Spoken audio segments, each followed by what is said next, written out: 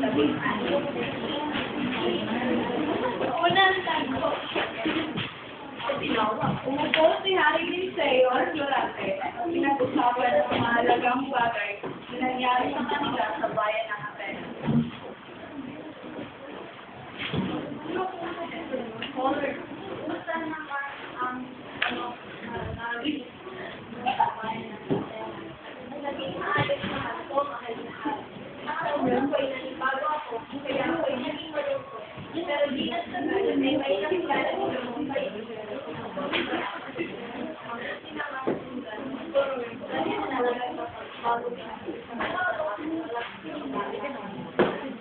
habang sila ay nag-uusap, pumasok naman sa bulwagan ng palasyo si Laura.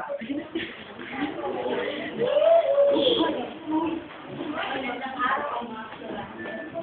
Tumayo si Florante at Haring Linceo upang batiin si Prinsesa Laura. Magandang araw din po, Prinsesa Laura. Magandang araw din sa'yo. Ako na yung tuwa niya. Nagbigay ng paggalang si Prinsesa Laura.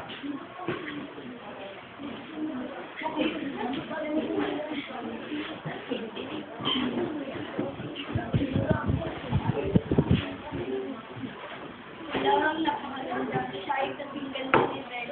Siya ang aking inaasam. Pag siya yung tingin ay parang nalulunod sa iyo.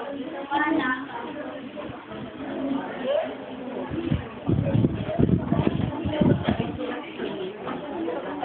Pangalawang talipon.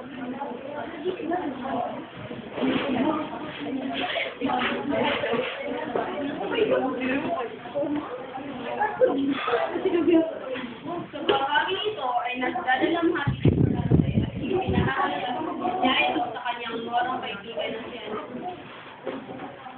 Si Harry Lindsay ang may kasalanan kung bakit sila yung kuba.